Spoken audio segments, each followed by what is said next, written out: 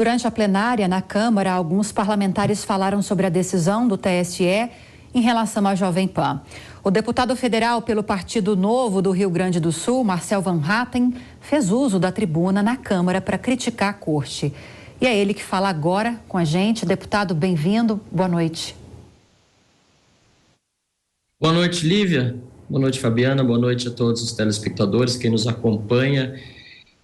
Eu usei a tribuna nesta manhã para falar sobre o caso Jovem Pan e até agora estou bastante impressionado com a repercussão da minha fala. Não apenas pelo conteúdo e pelo fato abordado, censura em pleno ano de 2022, como também pelo fato de que poucos parlamentares se manifestaram a respeito desse assunto, fazendo com que toda a atenção fosse dada à minha fala e também à fala do deputado Paulo Eduardo Martins, que na manhã de hoje também se pronunciou. Eu quero iniciar essa fala declarando minha total solidariedade à Jovem Pan, a todos os profissionais, aos jornalistas, aos colunistas, aos comentaristas, também, obviamente, aos cinegrafistas, todos os técnicos, todos que trabalham na Jovem Pan, porque essa censura, no fundo, ataca o cidadão brasileiro, todos que trabalham na Jovem Pan e todos os que estão assistindo a vocês e assistindo ao jornalismo brasileiro de forma geral. Não é possível que continuemos censurados no nosso país. Eu ia justamente, deputado, questioná-lo a respeito de como essa notícia repercutiu na Câmara dos Deputados e o senhor já respondeu, antes mesmo de saber da pergunta, que pouco se falou sobre isso. Tanto é que a voz do senhor ecoou tanto. A gente mostrou boa parte da manifestação que o senhor fez em tribuna ao longo da programação aqui da Jovem Pan News. A decisão na Suprema Corte, no TSE, foi bem apertada. Foi uma decisão por 4-3. 4 ministros decidiram que seria preciso sim, que foi o que aconteceu, restringir o trabalho jornalístico aqui da Jovem Pan. Como o senhor analisa essa votação no TSE e qual seria a solução para que casos como esse não acontecessem com mais nenhum tipo de emissora e que não houvesse nenhum tipo de censura à liberdade de imprensa, que é um princípio constitucional? Bom, Lívia, só antes de responder a essa pergunta, eu quero lamentar que a Câmara dos Deputados continue funcionando com um sistema remoto de votação. O fato é que hoje os deputados votam de qualquer lugar do Brasil, do território nacional ou do mundo por meio dos seus celulares e não precisam estar em Brasília e quando não estão em Brasília não podem se pronunciar porque o sistema o sistema Zoom que era utilizado já está desabilitado desde o início praticamente do mandato do presidente Arthur Lira. Ou seja, os deputados que não estão em Brasília podem apenas votar pelo celular e não podem falar.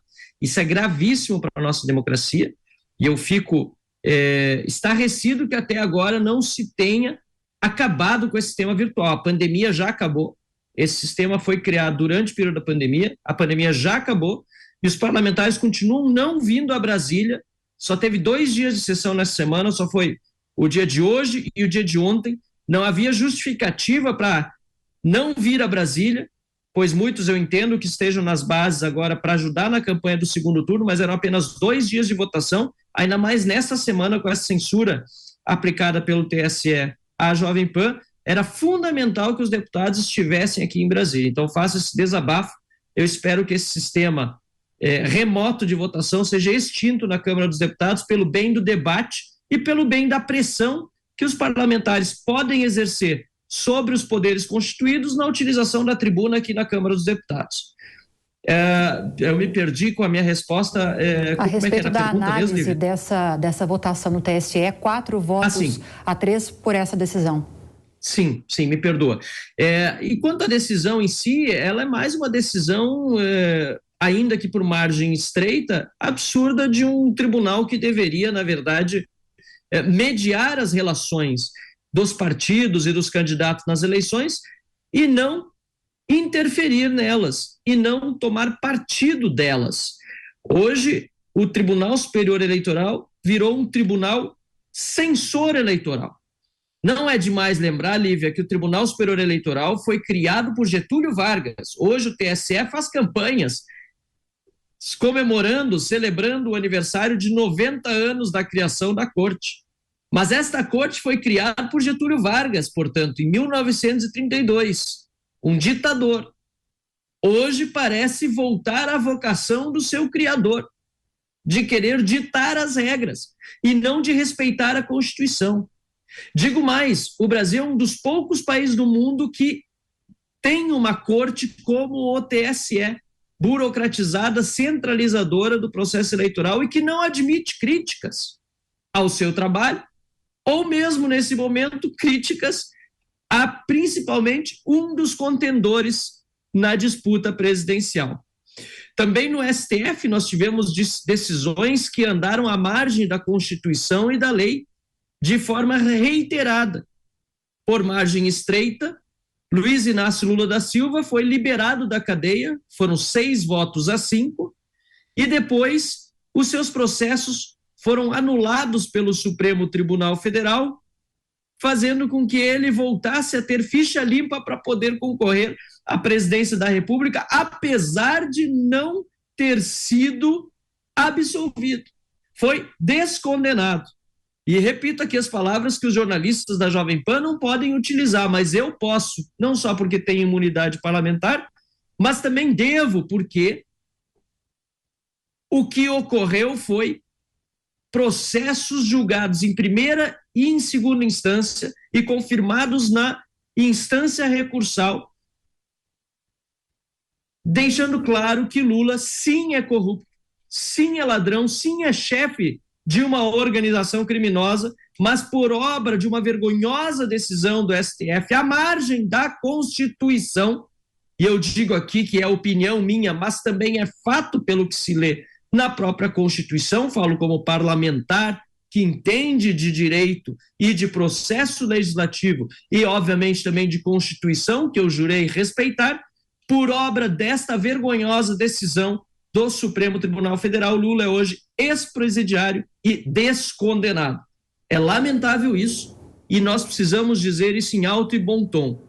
Por outro lado, Lívia, me parece, Fabiana também, que essas decisões do TSE têm sido tiros dados pela culatra, como se diz no bom português.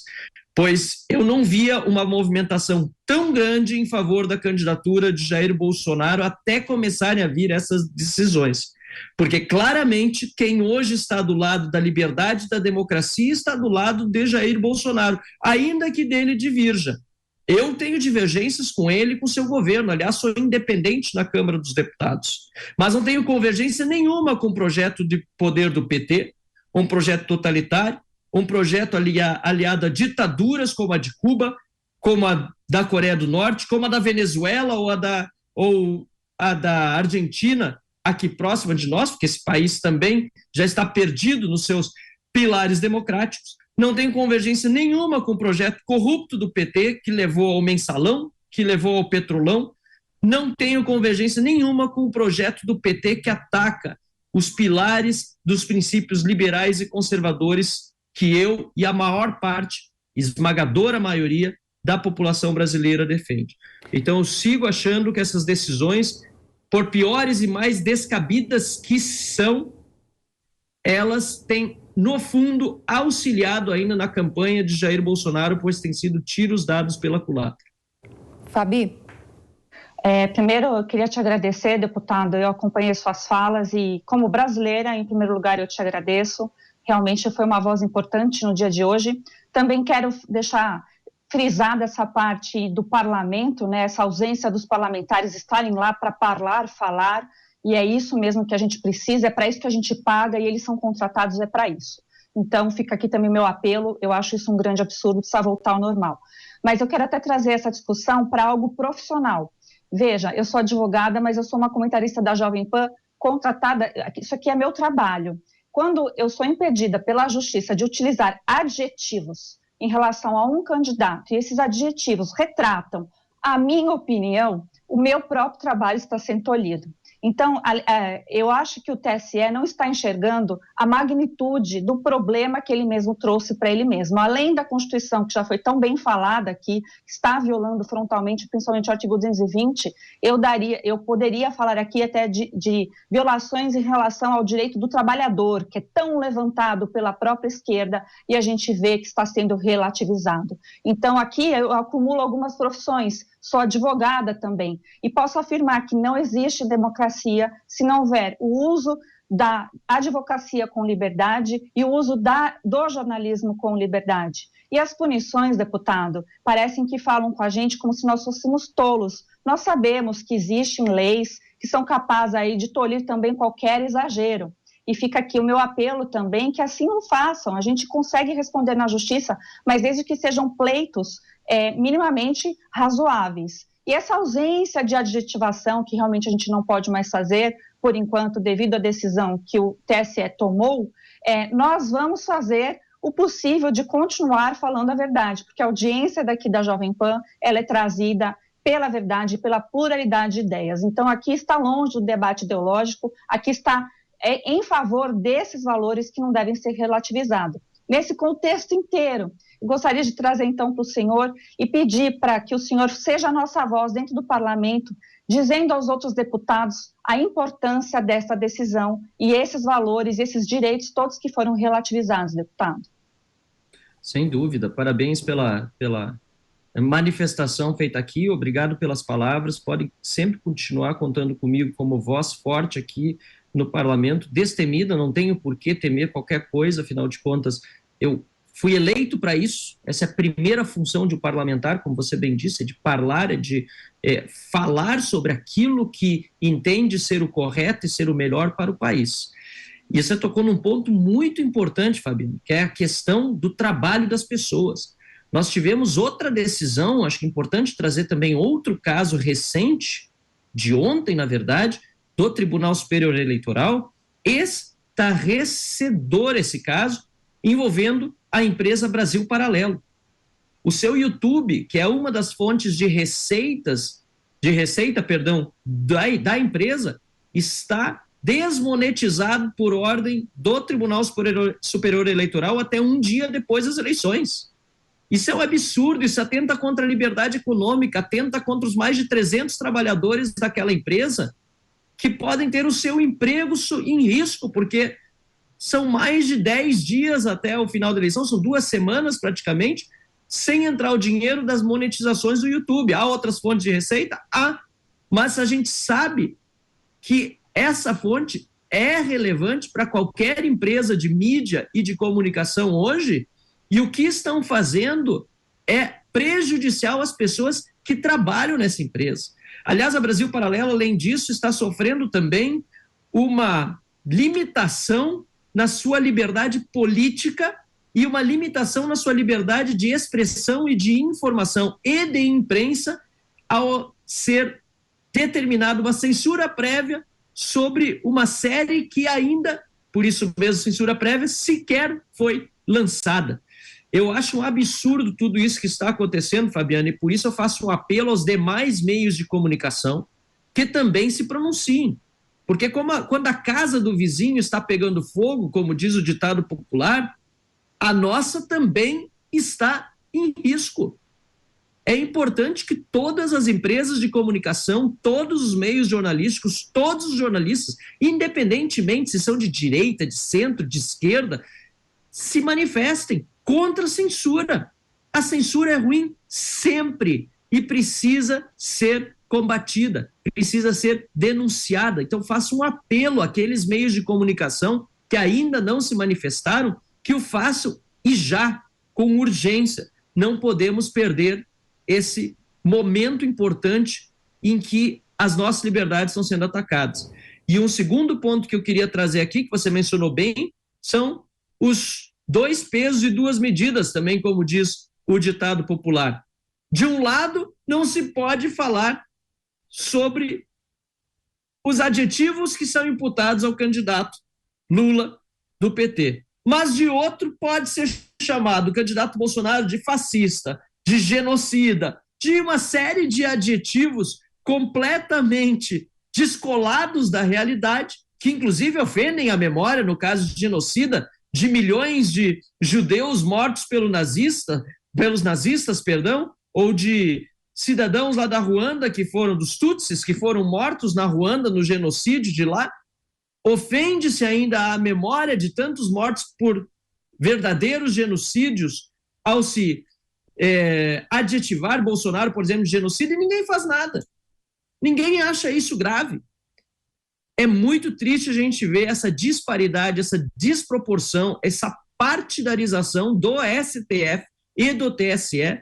Eu costumava dizer de certos ministros de um tribunal ou de certos ministros do outro tribunal, mas a coisa já está tão generalizada que a omissão de talvez poucos ministros que discordem disso já está virando cumplicidade e fazendo com que a própria instituição STF e a própria instituição TSE, hoje ambas estejam mais atacando a democracia, as nossas liberdades, do que as preservando. É muito triste esse momento histórico do nosso país. Pois bem, acabamos de conversar com o deputado federal do Partido Novo pelo Rio Grande do Sul, Marcel Van Hatten, a respeito da decisão do começo da semana do TSE que restringe a atuação do trabalho jornalístico aqui da Jovem Pan. Deputado, obrigada pela entrevista nessas horas mais altas do dia. Seja sempre muito bem-vindo. Boa noite. Eu agradeço. Força aí para vocês. Estou no gabinete até agora, ainda estava lidando com a reação e a repercussão desse vídeo. E quero mais uma vez declarar toda a minha solidariedade à Jovem Pan e a todos os profissionais da empresa. Podem contar comigo e certamente com o Parlamento Brasileiro, que não lhes pode faltar. Muito um abraço. Obrigada. Obrigada, deputado.